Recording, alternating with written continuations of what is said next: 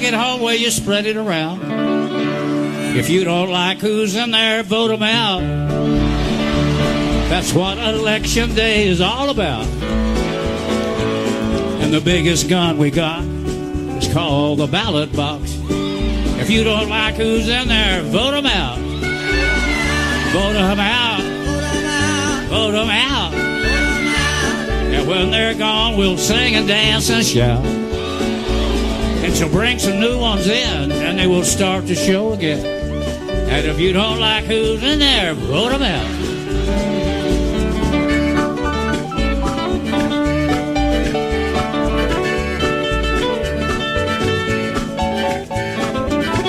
On the 14th of February 2019, Valentine's Day, and the one-year anniversary of the massacre at Marjorie Stoneman High School in Parkland, Florida. We'll have more on it in the minute here.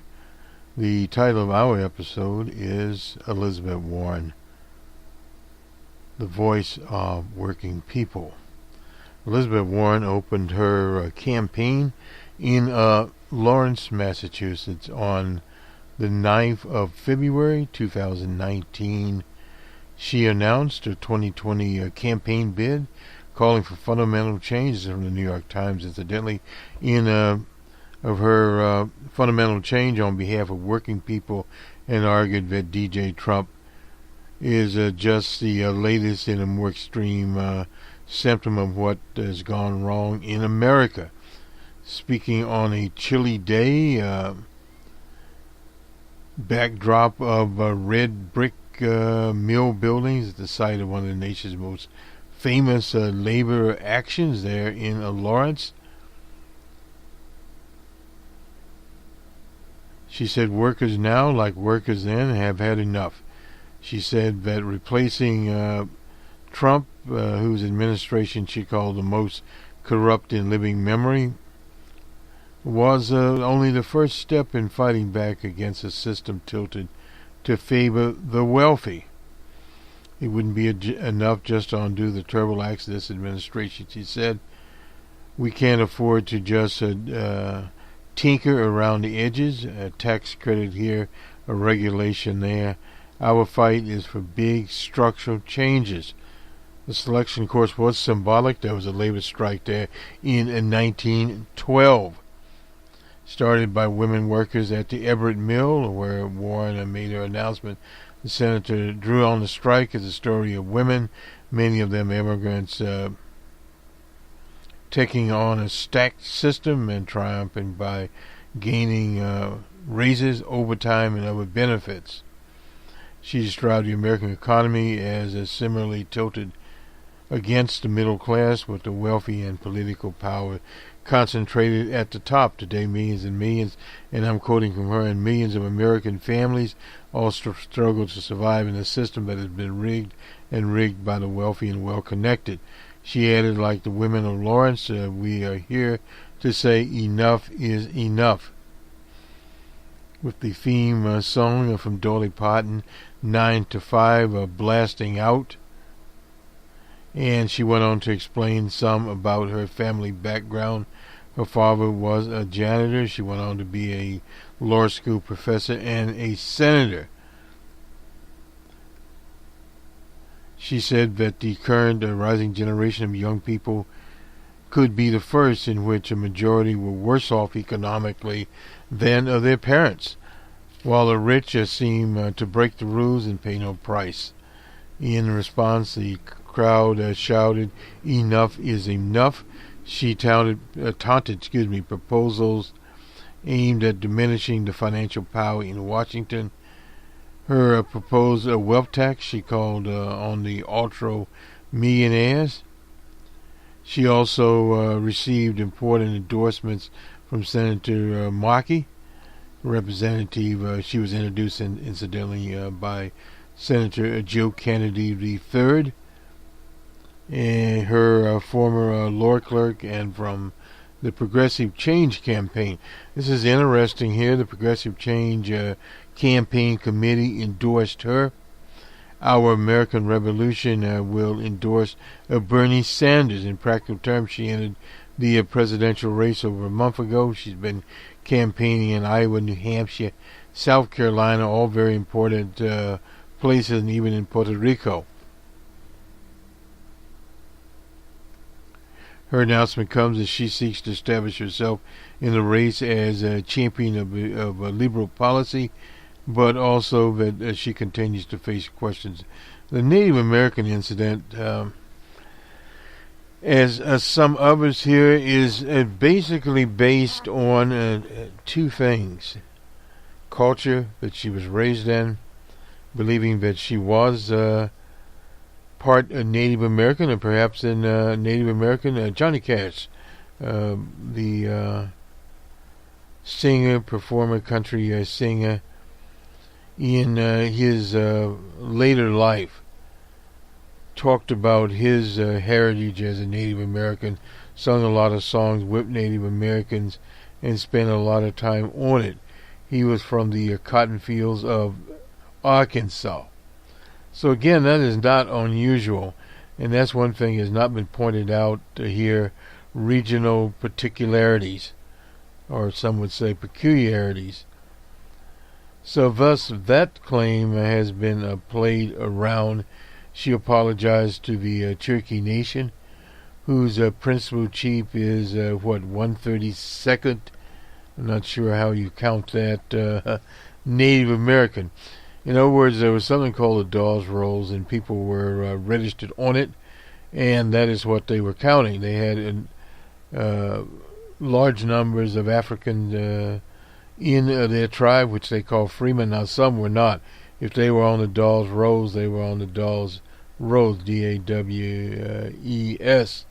They were on that particular roll, and it was a different situation there. And we talked about a land allotment, that some people were allotted land, and there was one lady that became the first black millionaire.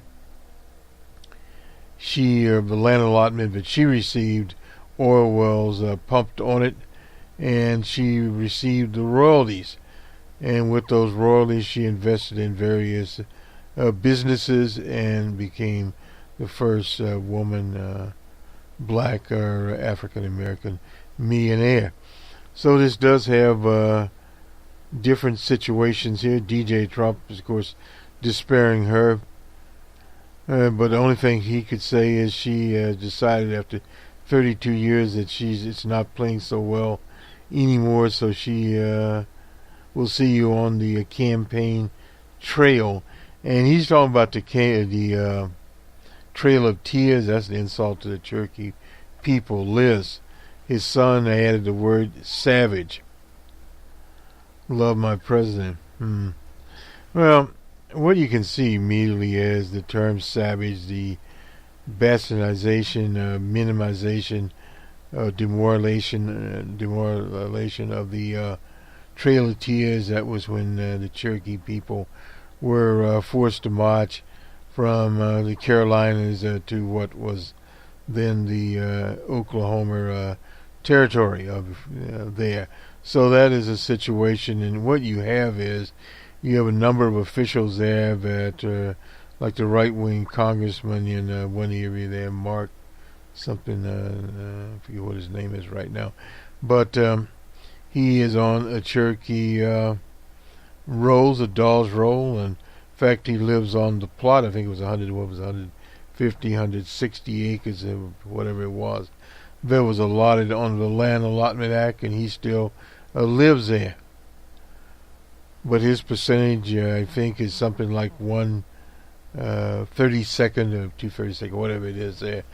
Difficult to allot that, but that is the way the tribes, or some of the tribes, do it. Now, other tribes, it's based upon more of an anthropological definition of who they are, by culture, by practices, etc., by a language.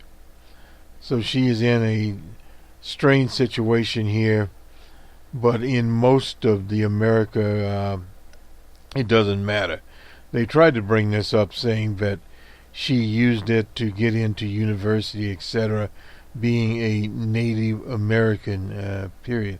I once taught a course a long time ago, can't recall the fellow's name, but he was a member of the Cherokee tribe. He later went to the University of California, the last thing I heard of him, but this was in the 70s. So again, you have those kinds of situations going on. So let me finish up the Times article, and I'll go to some supplemental material. She apologized to the Cherokee Nation. I think it is more of a sexist problem that she has to deal with, especially if she wins the primary. This is from Jennifer Robinson, a senior majoring in political science at Merrimack College. So, thus that is painted, that particular candidacy. It's sort of like with Amy Klobuchar. The article came out of the Huffington Post about some of her staff members saying they had been mistreated, that she was a bully, a taskmaster, etc. in her congressional office. They were forced to do laundry, etc. One of the big questions that people have to ask, are they going to deal with these little extra issues, or are they going to deal with the platform of the candidate? And that is what you have to evaluate when you make, quote unquote, your choice for presidential candidate. You have to go with that particular issue. Let me finish up the Elizabeth Warren. She'll be, incidentally, by this is one of her acts here. It's from the Wall Street Journal in 2008, August of 2008. Corporations shouldn't be held accountable only to their stockholders. This is what the Wall Street Journal did. The U.S. economy has run this way for decades, partly because of a fundamental change in business practices dating back to 1980 of Ronald Reagan. On Wednesday, she introduced, this is Elizabeth Warren, legislation to fix it. American corporations exist only because the American people grant them charters. These charters confer valuable privileges. You back to rights and privileges, such as limited legal liability for their owners, that enable the businesses to turn a profit. What do the Americans get in return? What are the obligations of a corporate citizen? And under the Citizens United, the corporations act as an individual. So this amplified things. Since her bill, much of American history, the answers are clear. Corporations sought to succeed in the marketplace, but they also recognize their obligations to the workers, customers, and the community. Recent 1981, the Business Roundtable, that is a big business organization, sort of like the Manufacturers Association, that represents manufacturers. It represents larger corporations, stated that corporations have a responsibility, first of all, to make available to the public quality goods and services for fair prices, therefore earning a profit that attracts investment to continue and enter into the enterprise, provide jobs, build the economy. This approach worked. American companies and workers have thrived. Late in the 19th century, the dynamic change, building only on work by a conservative economist, Milton Friedman. He used to be at the University of Chicago. A new theory emerged that corporate directors had only one obligation: to maximize stockholder returns. In 1997, the Business Roundtable declared that the principal objective of a business enterprise is to generate economic return to its owners. Change. And that was on the while Bill Clinton. The shift has had a tremendous effect on the economy. In the early 80s, the American corporations sent less than one half of their earnings to stockholders, spending the rest on workers and other priorities.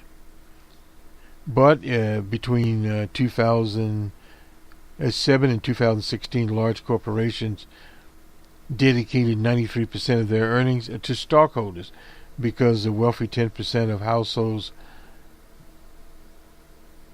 own 84% of shares. The obsession with maximizing stockholder return effectively meant America's biggest companies had dedicated themselves to making the rich even richer. In the 4 decades since World War II, the Great Patriotic War, on net contributions of more than 250 billion U.S. U.S. corporations.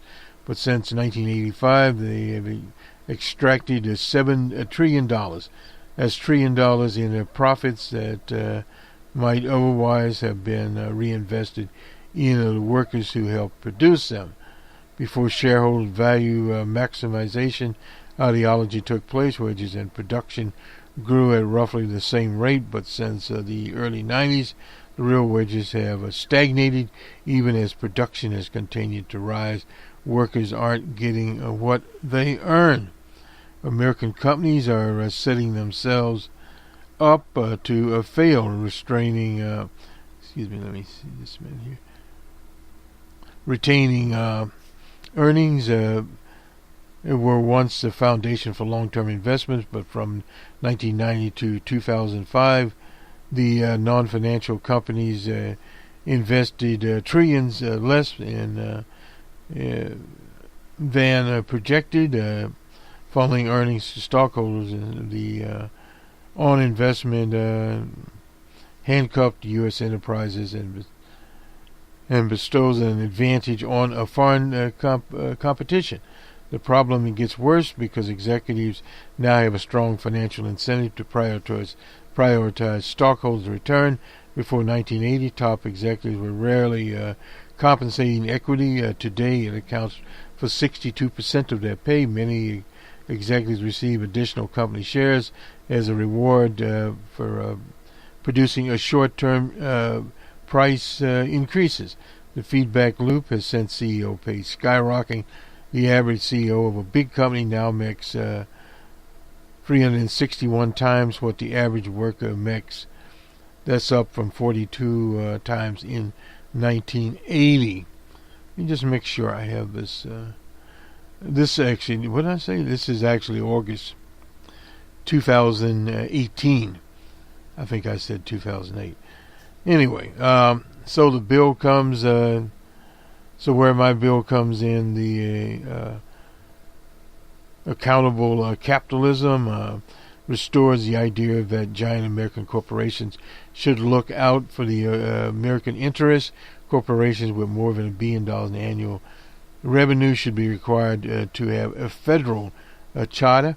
The new charter requires corporate directors to consider the interests of major corporate stockholders, not only stockholders. That would be pension funds, etc. This approach follows the benefit corporation model, which would give the business fiduciary responsibility beyond their stockholders. And 34 states already authorize benefit corporations, and successful corporations such as Pentagon and Kickstarter have embraced this model. My bill would give workers a stronger voice in the corporate decision making. Workers would be elected at least 40% of directors, at least 75% of directors and shareholders would need approval before the corporation could make any political expenditure. And finishing this off, and this is Elizabeth Warren in a nutshell, as enunciated in the Wall Street Journal. Let me just from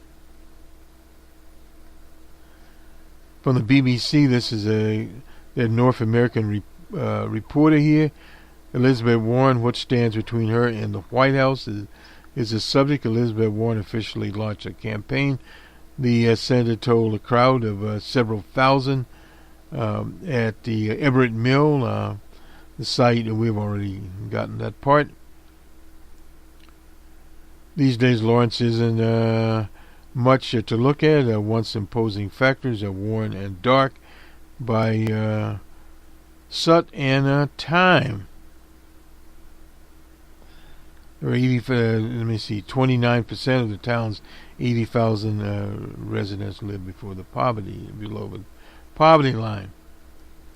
Although Warren didn't cite modern-day Lawrence as a cautionary tale, the drop back could serve to illustrate another part of her message that the current financial status of America is broken, no doubt about it. The progressive champion. This is the kind of talk that makes Elizabeth Warren a star of progressive left for more than a decade. She burst into the national scene following the economic collapse, the Depression, championed the creation of the Consumer Financial Protection Bureau. She got it, and following the passage of Dodd-Frank. During her tenure, she earned a reputation for hard-nosed caution of business executives, which she's still doing. Now the calculus has changed. On New Year's Eve, she became the first major candidate, according to political analyst in Iowa, Renard. Warren made a big splash in her visit to Iowa. And the Boston Globe published an editorial that highlights the negative story that dogged Warren, and you would see that would happen. A claimed interview of her Texas State bar exam that was in 1986.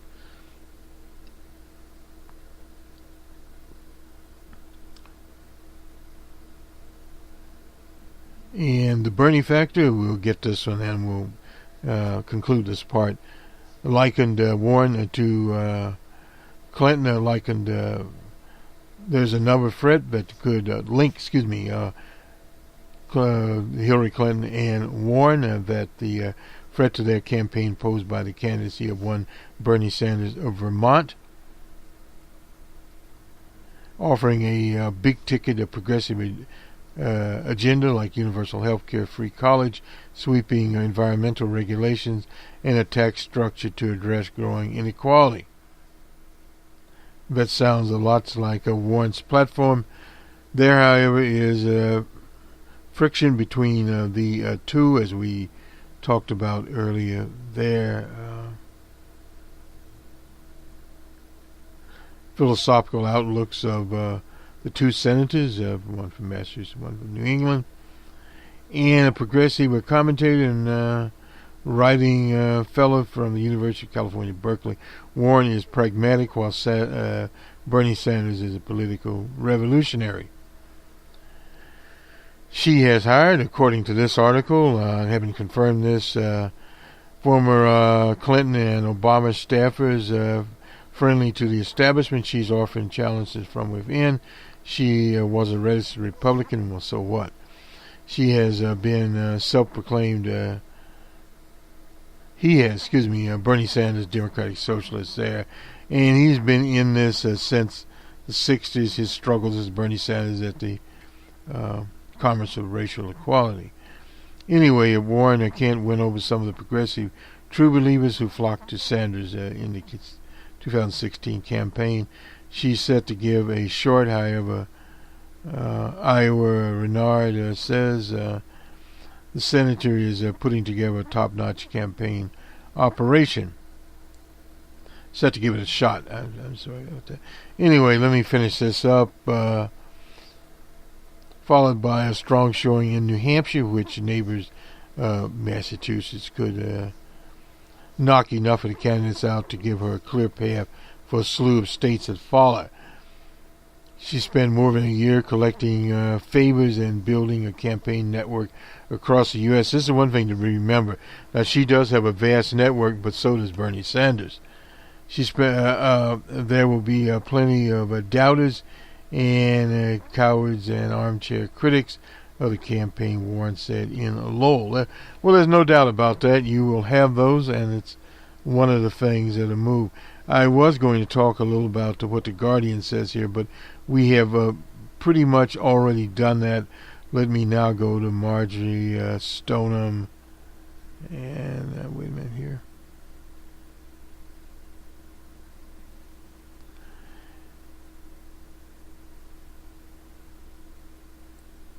If we can get there.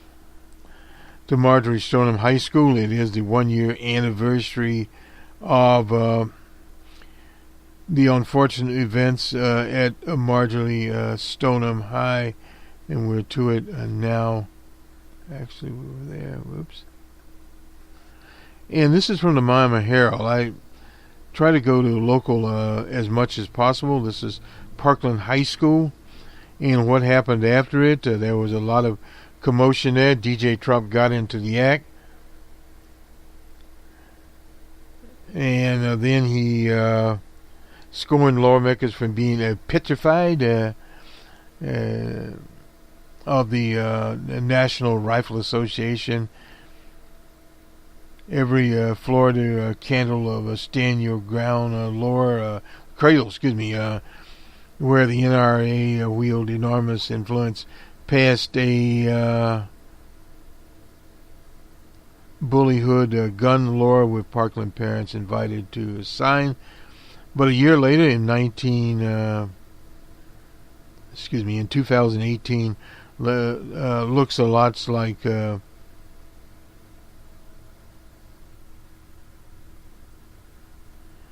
1929, where Americans were shocked and appalled by the St. Valentine's Day massacre.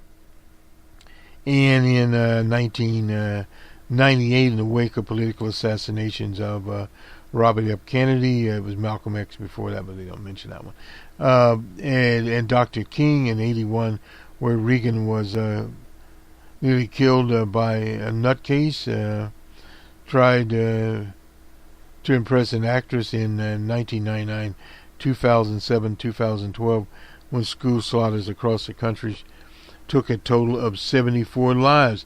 Bills passed, including the National Firearms Act of 1934, the Gun Control Act of 1968, the Brady Bill, named from the press secretary Brady of President Reagan, often were ended by subsequent court rulings and legislative counterattacks. Some of the post-Parkland laws are already under assault, including the Florida statute raising the age to buy a gun. In Florida, where the rampage occurred, the gubernatorial campaign, more closely aligned with Parkland kids, lost a squeaker to the NRA endorsed Ron DeSantis, who now wants to investigate Broward County. The 1-year period commencing with the February 14th date of the mass shooting that was in 2018. The Parkland shootings were terrible. This is from Carl T. Bogus, author of the Second Amendment in History and Law. He's a professor at Roger Williams University Law School in Rhode Island. But it's not the first time something terrible has happened involving guns, and the nation has not taken action. To be sure, there are plenty of people working for greater restrictions on guns who disagree with Bogus, but many of them are quite quit vehemently. That's just plain wrong. That's Frank Guttenberg, whose 14-year-old daughter died. You'll hear various testimonies from them. The Gifford Law Center to prevent gun violence. Her husband, incident, Gabby Giffords, who was shot in a parking lot. 67 laws were passed in that state, making restricted access, mostly by domestic abusers, mental patients, to guns, accessories that make them fire faster.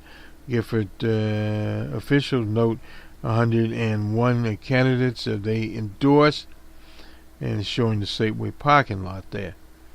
Americans are just fed up, and isn't it her husband, Mark Kelly, is running for Senate. So this is basically the story here. In some way, Parkland shooting has more than a direct impact than past massacres after the mass murder of school children in Newtown, Connecticut. That was in 2012. In fact, the right-wingers claimed it was staged. See, that shows how just news that has no substantive basis can get out there. And every town for gun safety and Gifford, and we get their things all the time. Also, Parkland, on the other hand, did result in 69 different gun control laws passing state legislatures, including 18 in Republican states. But many of them were measures that didn't generate stiff opposition from the so-called gun rights people. You don't hear as much about the NRA as you used to hear. For better or for worse, America's gun debate, marred in cultural, political, and legal blogs, went on much as it has operated in the last 90 years. No doubt about that. The political landscape has changed much, but not in the past year, not in a long, long time. That's from Gary Glick, Professor Emeritus at the Florida State University's College of Criminology and Criminal Justice. In this debate, facts don't matter, nothing matters but ideology. Well, you could actually say that if you go to ideology, fascistic ideology.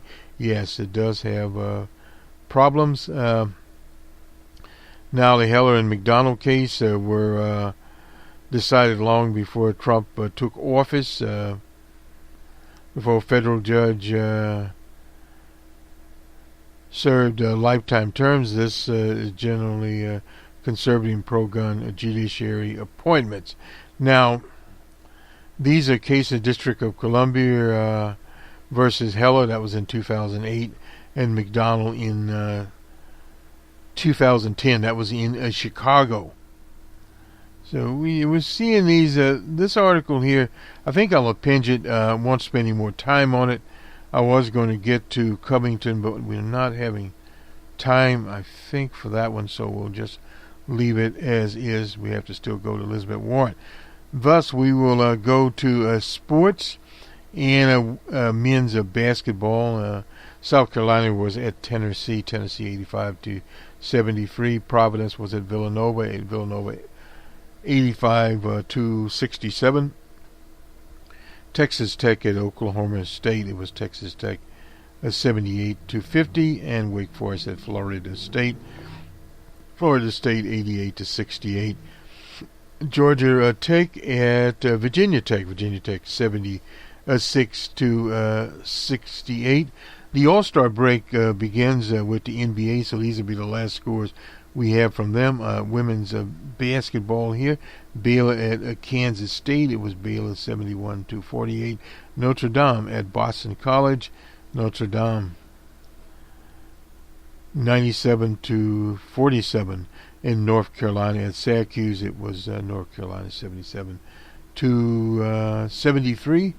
And Iowa State at TCU 76-69.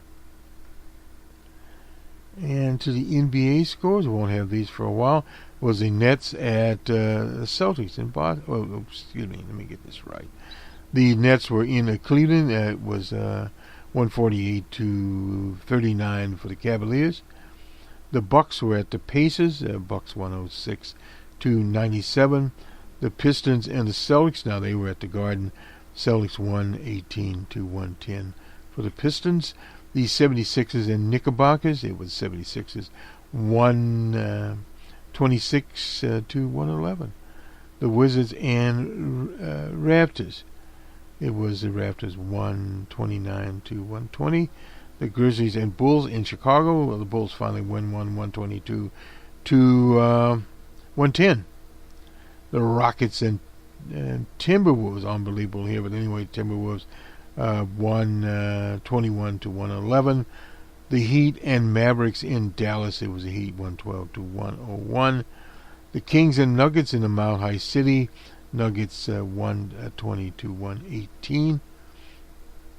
The Warriors and Trailblazers, a hotly contested game there. Mr. Kerr was not happy.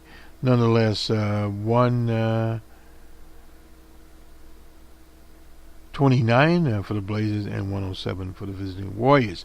The Suns and Clippers in Los Angeles, of the Clippers 134 to 107. And to the National Hockey League, the Oilers and Penguins in Pittsburgh. Penguins 3 to 1. The Canucks and Ducks. The Ducks shut out the Canucks 1-0, and that is the National Hockey League, and that will finish us up. We'll see you on Friday morning on Friday Jobber. And we'll have the week that was this weekend. We'll have a Numbers Man report, and we're almost finished with the open source report. Well, I got a lot of things going here at once. Had some new reports out on the economy, and we'll get in that report on Covington High that is in Kentucky, and what happened at the National Mall. There's been an investigation, and we'll go to some sources. We still don't have the report, but we do have the summary of the report. We'll do that. That was where the students accosted an Aboriginal elder at an Aboriginal event that had occurred there on the National Mall.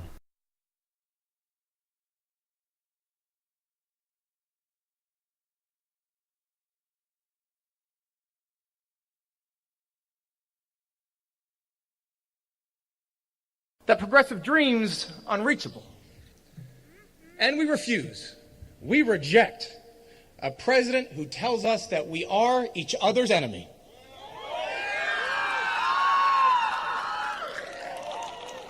Who forces America to fight over the scraps in a system instead of uniting against the system, who deems them only worthy of scraps to begin with.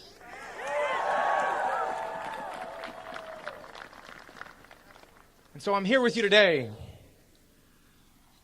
because this country, our country, needs a leader who will restore the solidarity that Donald Trump stole.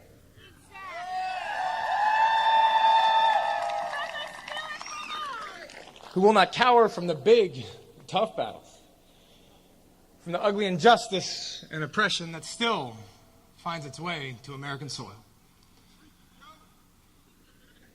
A leader who will bring this country together to take on our greatest threat. A system that protects the powerful and the privileged, while the rest struggle to get by. That leader, ladies and gentlemen, is a colleague, a mentor, and a friend. That leader is the next president of the United States. That leader is Elizabeth Warren. Please join me in welcoming the next president of the United States of America, Senator Elizabeth Warren.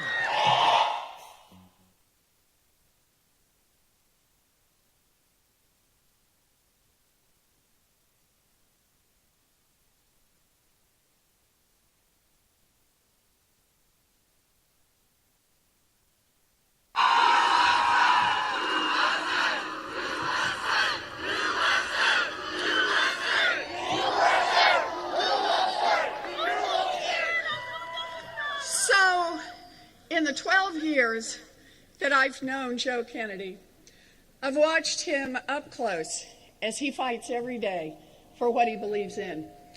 Joe is a good man and a good friend. Thank you for being here today, Joe. Thank you.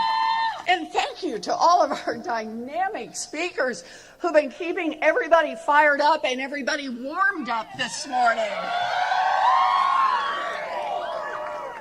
And thank you to the best partner ever in the United States Senate. He's been fighting for climate change, and now he's fighting for a Green New Deal, Ed Markey. Let's re-elect him to the Senate next year. And thank you to a woman who is now making her own way in the halls of Congress, Lori Trahan. And thank you to Councilor Michelle Wu, to Sheriff Steve Tompkins, to Mayor Danny Rivera, great leaders and longtime friends. And thank you to Karen Spilka and to colleagues in the State House and other local leaders, all of whom are with us here today. Thank you. And most of all, thank you. Thank you to everyone. I love you too. Thank you to everyone who's traveled here to Lawrence. I am deeply grateful that you came here on a cold and blustery day to be part of this announcement. Thank you. Thank you. So, I want to tell you a story. A little over 100 years ago, textile mills in Lawrence, like the ones behind us today, employed tens of thousands of people. Immigrants flocked here, think about this, from more than 50 countries for a chance to work in these looms. Lawrence was one of the centers of American industry. Yeah, business was booming. The guys at the top were doing great. But workers made so little money that families were forced to crowd together in dangerous tenements, and many lived on beans and scraps of bread. Inside the mills, working conditions were horrible. Children were forced to operate dangerous equipment. Workers lost hands and arms and legs in the gears of machines. 1 out of every 3 adult mill workers died by the time they were 25. And then, on January 11th, 1912, a group of women who worked right here at the Everett Mill discovered that their bosses had cut their pay. And that was it. The women said, "Enough is enough."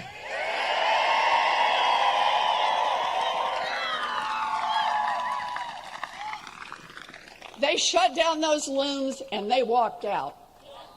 And soon, workers walked out at another mill in town, and then another, until 20,000 textile workers across Lawrence were on strike. Now, these workers, led by women, didn't have much. They didn't even have a common language. Nevertheless, they persisted.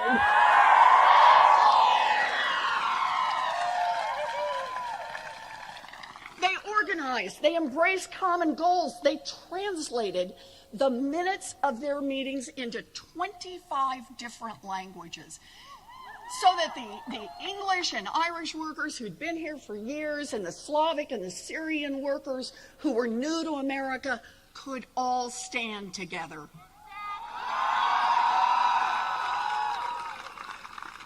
Now, they hammered out their demands: fair wages, overtime pay, and the right to join a union.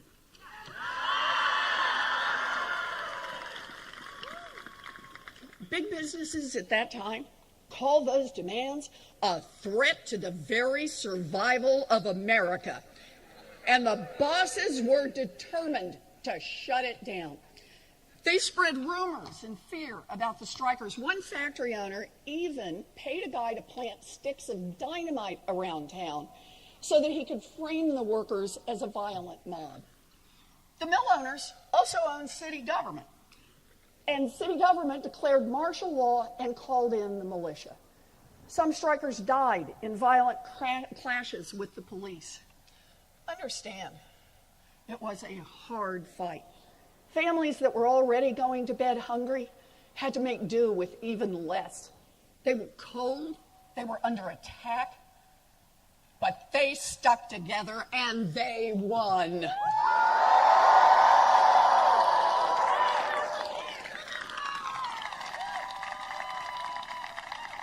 Higher wages, overtime pay, everybody back at work. And those workers did more than improve their own lives. They changed America. Within weeks, more than 250,000 textile workers throughout New England got raises. Within months, Massachusetts became the first state in the nation to pass a minimum wage law.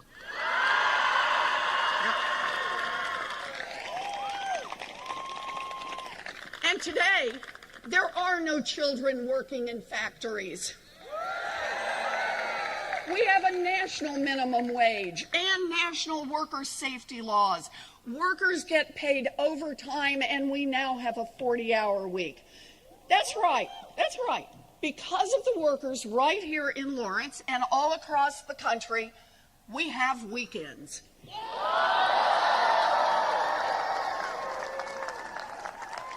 The story of Lawrence is a story about how real change happens in America. It is a story about power, our power, when we fight together.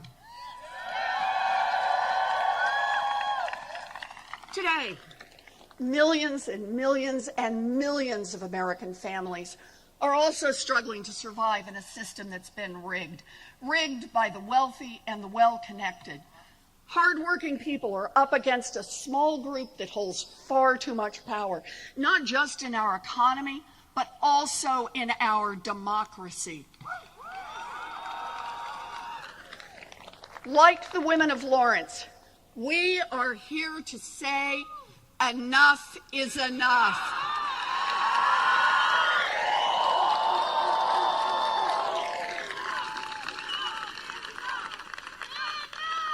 We are here to take on a fight that will shape our lives, our children's lives, and our grandchildren's lives just as surely as the fight that began in these streets more than a century ago.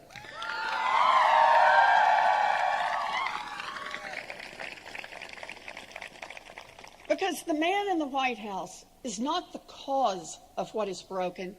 He is just the latest and most extreme symptom of what's gone wrong in America. A product of a rigged system that props up the rich and powerful and kicks dirt on everyone else.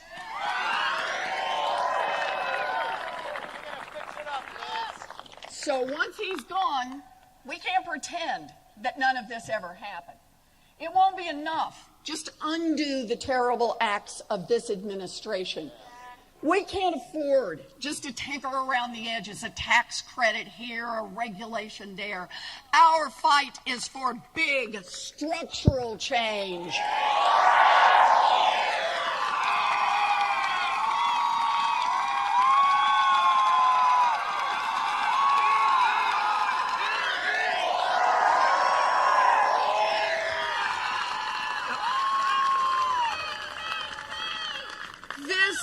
The fight of our lives, the fight to build an America where dreams are possible, an America that works for everyone.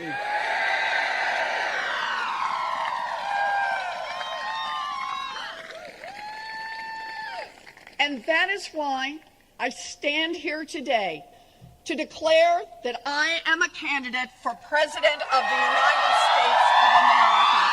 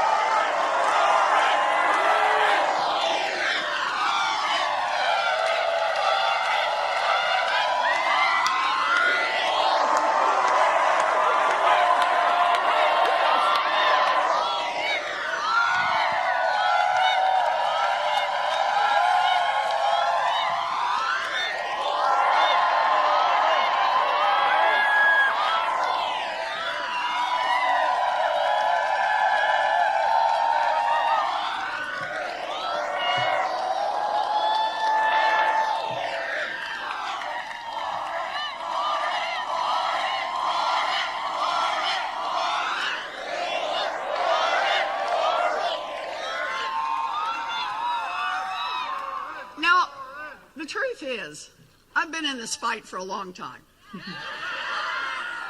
I grew up in Oklahoma on the ragged edge of the middle class. Now, when my daddy had a heart attack, my family nearly tumbled over the financial cliff. But we didn't. My mother, who was 50 years old and had never worked outside the home, walked to Sears and got a minimum wage job answering the phones. That job saved our house, and it saved our family. I ended up at a commuter college that cost $50 a semester.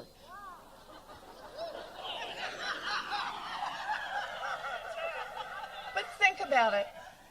That is how the daughter of a janitor managed to become a public school teacher, a law professor, and a United States senator. I believe in an America of opportunity.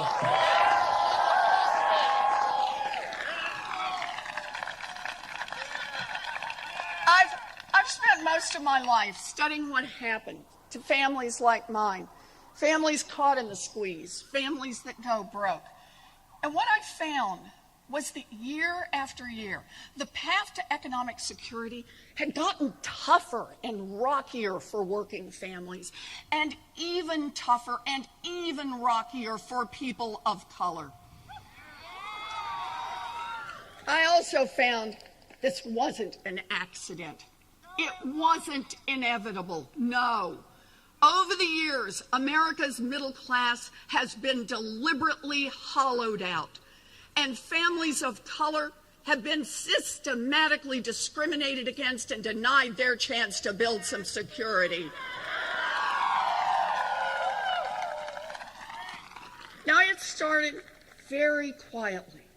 The richest and most powerful people in America, they were rich. I mean, really rich. But they wanted to be even richer, and they didn't care who got hurt. So every year, bit by bit, they lobbied Washington and paid off politicians to tilt the system just a little more in their direction.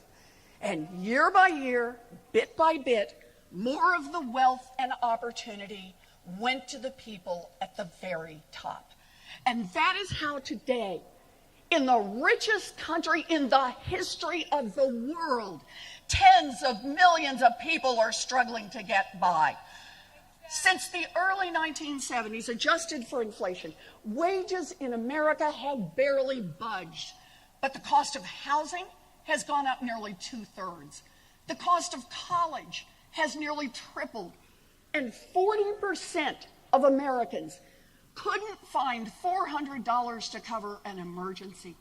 That is millions of hardworking people in this country whose lives would be turned upside down if the transmission fell out of the car or somebody got sick and missed a week at work.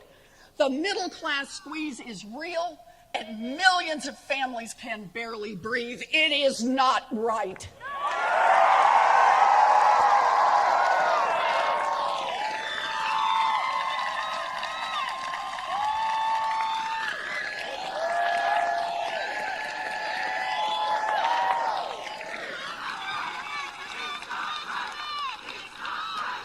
It's not right.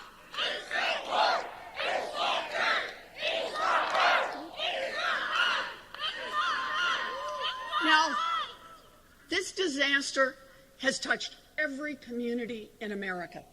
And for communities of color that have stared down structural racism for generations, the disaster has hit even harder. Take home ownership. The number one way that middle-class families build wealth in our country. Back in 1960, it was legal to discriminate against families of color. And the gap between white homeownership and black homeownership rates was 27 percentage points. That's a lot. It is a lot. Over time, we changed the law to prohibit that kind of discrimination, and the gap began to close. But today, the home ownership gap between black and white families is 30 percentage points, bigger than it was back in 1960 when housing discrimination was actually legal. Race matters, and we need to say so.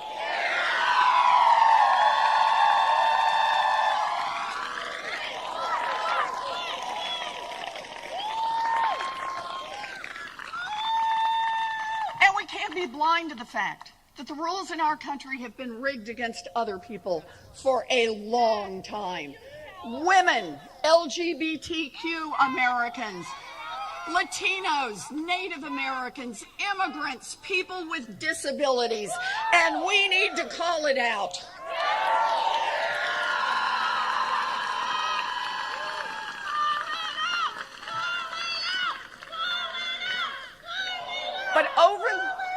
But over the course of a generation, the rules of our economy have gotten rigged so far in favor of the rich and powerful that everyone else is at risk of being left behind. Listen to this. In the 1940s, 90% of all kids were destined to do better than their parents. By the 1980s, the odds had slipped to 50-50.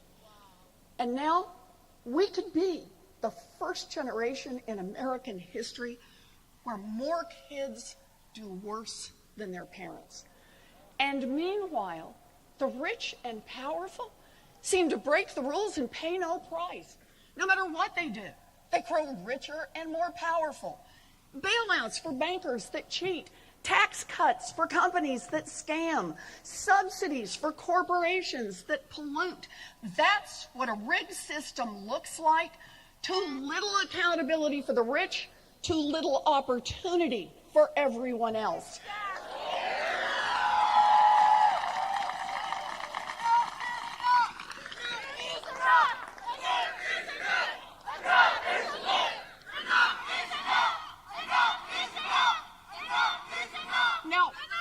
Now when I talk about this, some rich guys scream, class warfare. Well, let me tell you something. These same rich guys have been waging class warfare against hardworking people for decades. I say it's time to fight back.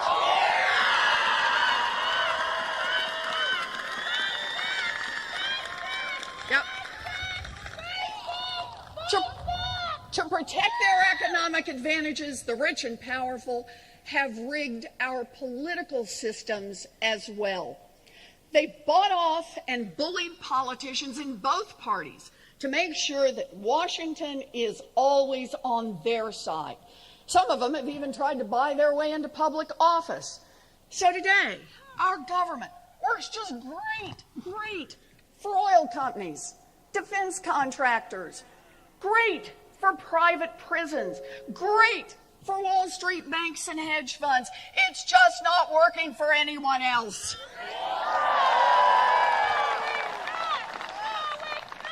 And when it comes to climate change, our very existence is at stake. But Washington refuses to lift a finger without permission from the fossil fuel companies. That's dangerous and it's wrong.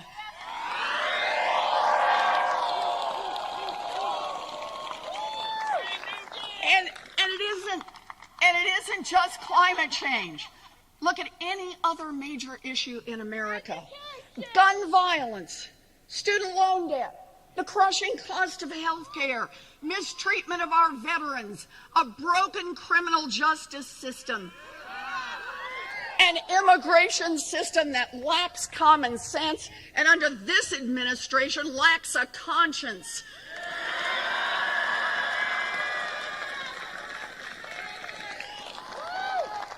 Overwhelming majorities of Americans want action. Huge crowds march on Washington demanding change. Letters, phone calls, protests, but nothing happens. Nothing. Why? Because if you don't have money and you don't have connections, Washington doesn't want to hear from you. When government works only for the wealthy and the well-connected, that is corruption, plain and simple, and we need to call it out.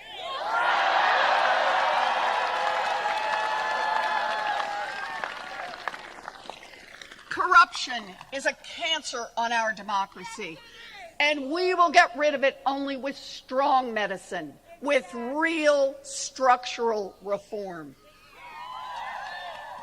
Our fight is to change the rules so that our government, our economy, and our democracy work for everyone.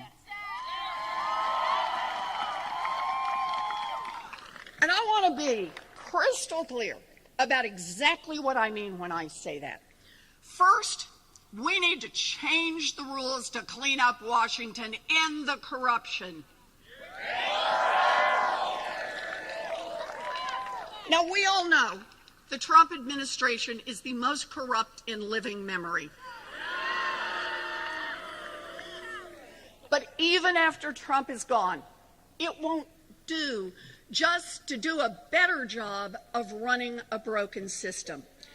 We need to take power in Washington away from the wealthy and well-connected and put it back in the hands of the people where it belongs.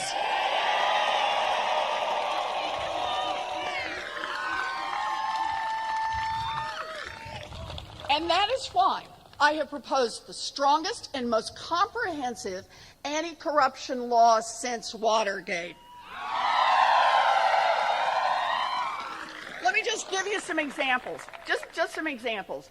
Shut down the revolving door between Wall Street and Washington.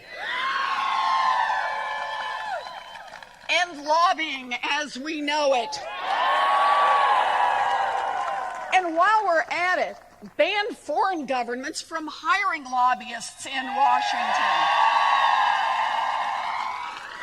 Oh, and make justices of the United States Supreme Court follow a basic code of ethics.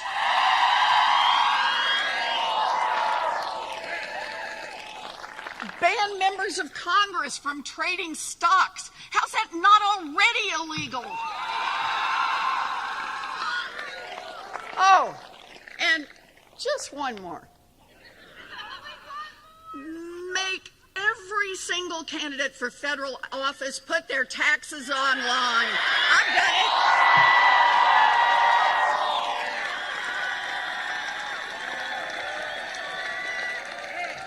You bet. So that's one. Root out corruption in Washington. Now two. Change the rules to put more economic power in the hands of the American people, workers and small businesses. Middle-class families and people of color who've been shut out of their chance to build wealth for generations. And again, that requires real structural change.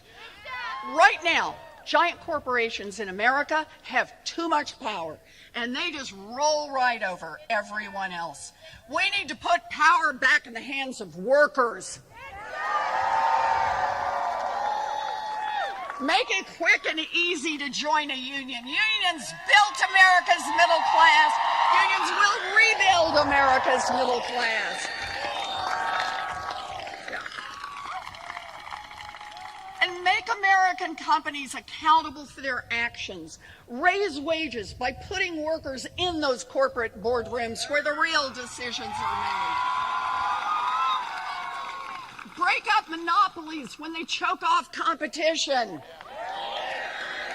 Take on Wall Street banks so that the big banks can never again threaten the security of our economy. And when giant corporations and their leaders cheat their customers, stomp out their competitors, and rob their workers, let's prosecute them.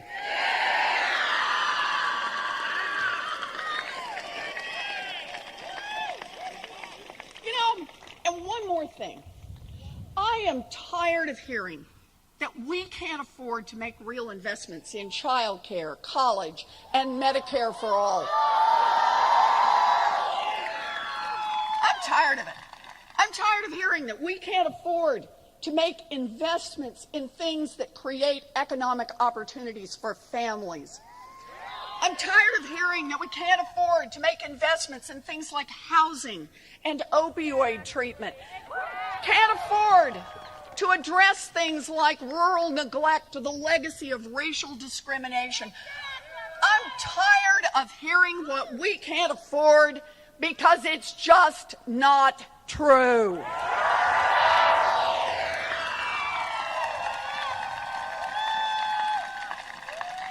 We are the the wealthiest nation in the history of the world. Of course we can afford these investments. But we need a government that makes different choices, choices that reflect our values. Stop handing out enormous tax giveaways to rich people and giant corporations. Stop refusing to invest in our children. Stop stalling on spending money, real money, on infrastructure and clean energy and a Green New Deal.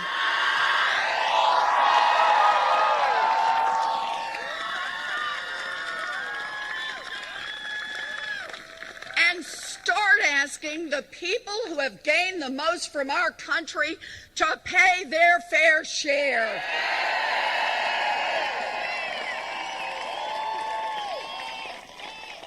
And that includes real tax reform in this country. Reforms that close loopholes and giveaways to the people at the top, and an ultra-millionaires tax to make sure that rich people start doing their part for the country that made them rich.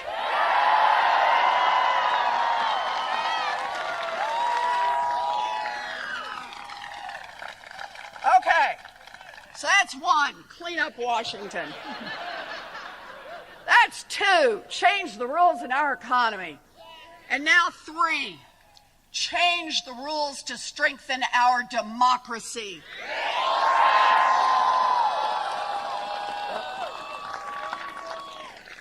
And that starts with a constitutional amendment to protect the right of every American citizen to vote and to have that vote counted.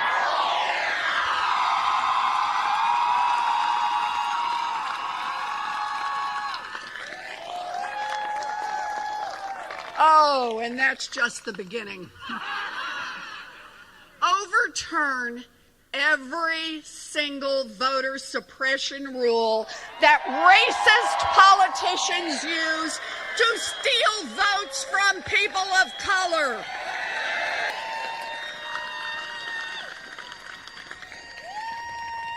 Outlaw partisan gerrymandering by Democrats or Republicans. And overturn Citizens United. Our democracy is not for sale.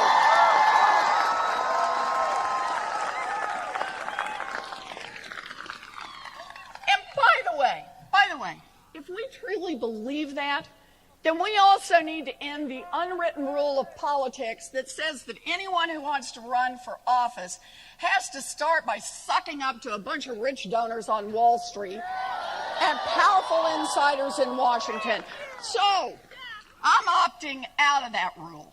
I'm not taking a dime of PAC money in this campaign.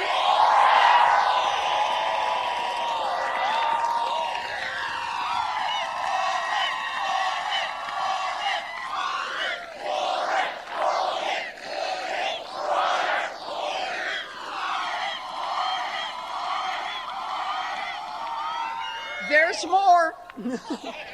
I'm not taking a single check from a federal lobbyist. I'm not taking applications from billionaires who want to run a super PAC on my behalf. And I challenge every other candidate who asks for your vote in this primary to say exactly the same thing.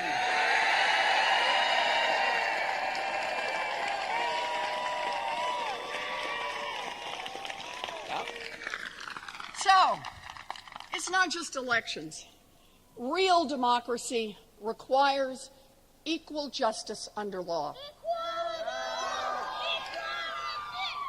It's not equal justice when a kid with an ounce of pot can get thrown in jail while a bank executive who launders money for a drug cartel can get a bonus. We need reform.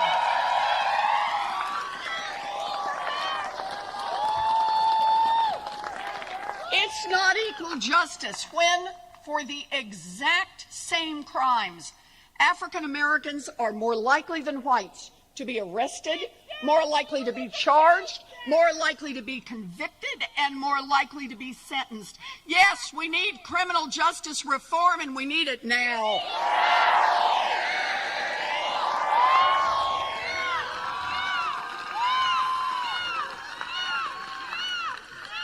And one more thing we need to do to strengthen our democracy. We must not allow those with power to weaponize hatred and bigotry to divide us.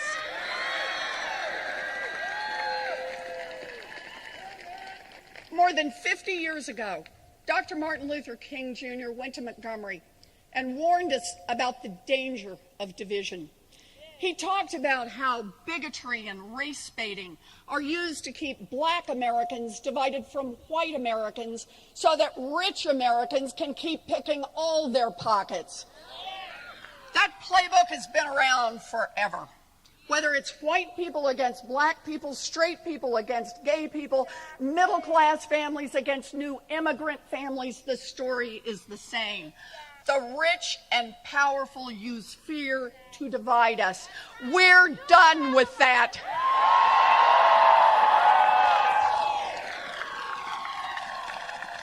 Bigotry has no place in the Oval Office.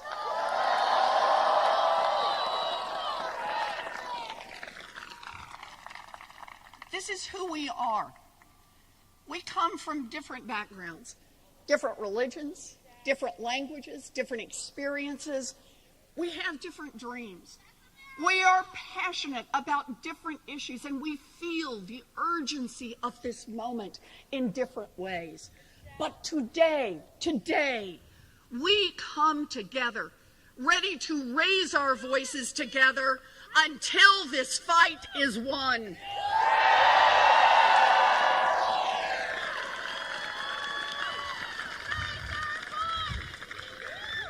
Movement won't be divided by our differences.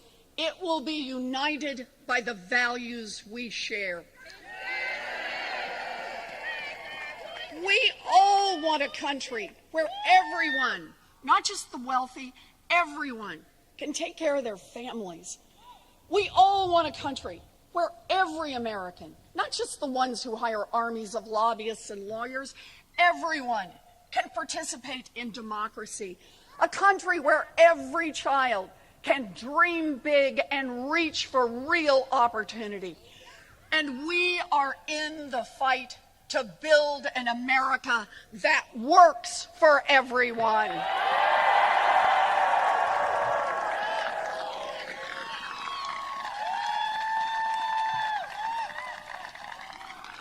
So look, I get it. This won't be easy. Now, there are a lot of people out there with money and power and armies of lobbyists and lawyers. People who are prepared to spend more money than you and I could ever dream of to stop us from making any of these solutions a reality.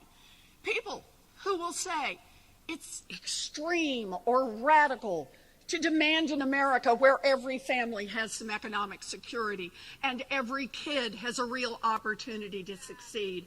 And I say to them, get ready, because change is coming faster than you think.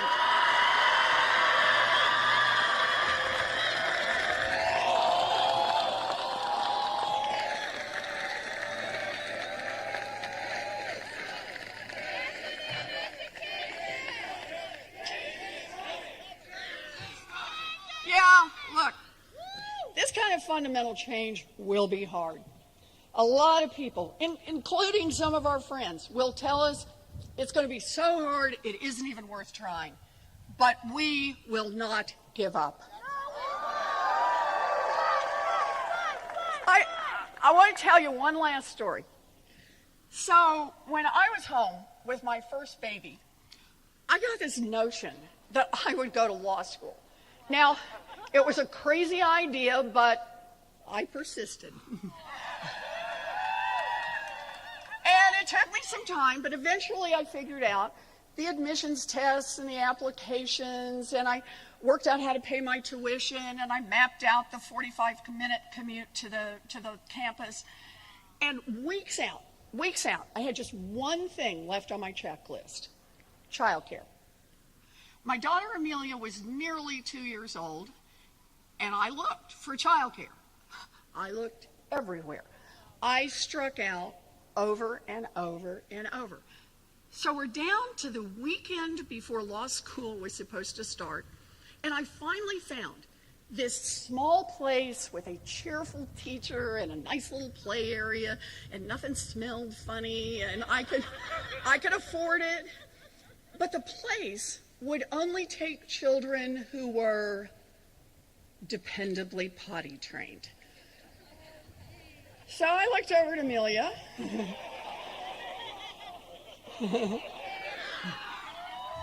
She was happily pulling toys off the shelf, her diaper barely covered by her pink stretchy pants. Dependably potty trained. I now had 5 days to dependably potty train an almost 2-year-old. All I can say is, I stand before you today courtesy of 3 bags of M&Ms and a cooperative toddler.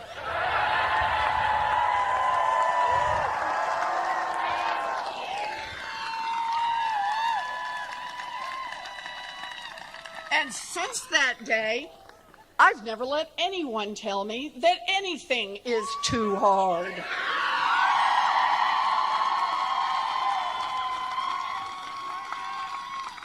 Now, how they have tried. People said it would be too hard to build an agency that would stop big banks from cheating Americans on mortgages and credit cards. But we got organized, we fought back, we persisted, and now that consumer agency has forced these banks to refund nearly $12 billion directly to people they cheated. Yes. And when Republicans tried to sabotage the agency, I came back here to Massachusetts and then ran against one of them. Now, no woman had ever won a Senate seat in Massachusetts, and people said it would be too hard for me to get elected. But we got organized, we fought back, we persisted, and now I am the senior senator from the Commonwealth of Massachusetts.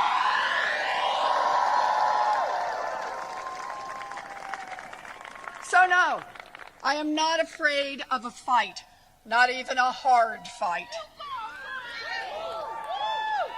When the women of Everett Mill walked out from their machines and out into that cold January air all those years ago, they knew it wouldn't be easy.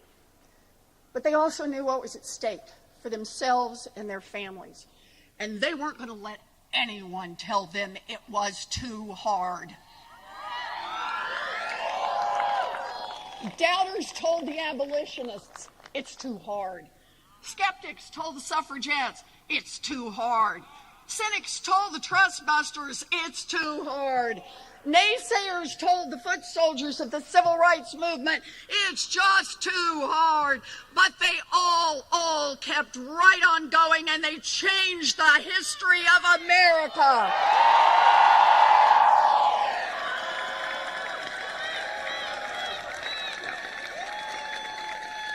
And sure, there'll be plenty of doubters and cowards and armchair critics this time around.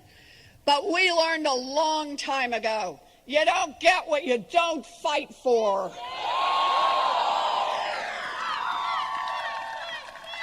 We are in this fight for our lives, for our children, for our planet, for our futures, and we will not turn back.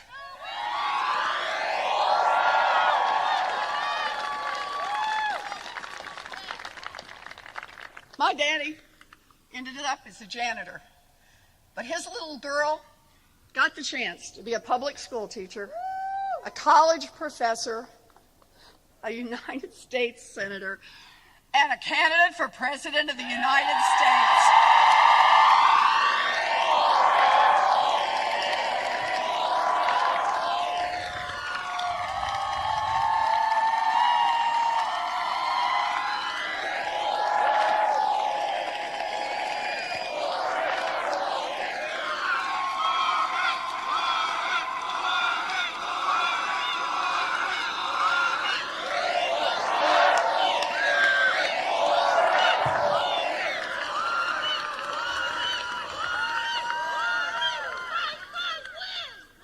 am grateful all the way to my bones. Grateful and determined. So here's the promise I make to you today. I will fight my heart out so that every kid in America can have the same opportunity I had, a fighting chance to build something real. I will never give up on you or on your children and their future. I am in this fight all the way.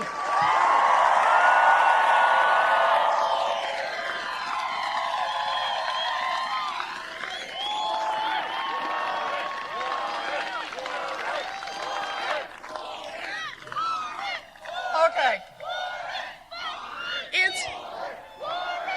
It's a long way to Election Day, but our fight starts here, and it starts with every one of you. It starts with your decision to get involved right now. So join us on ElizabethWarren.com. Help us organize, volunteer, pitch in $5. We need everyone in this fight. Everyone.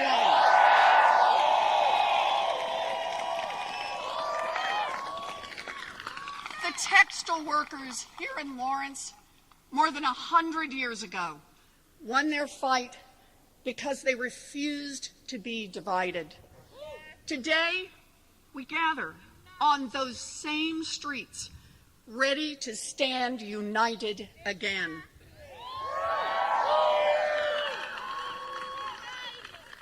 This is our moment in history, the moment we are called to. This is our moment to dream big, fight hard, and win. Thank you.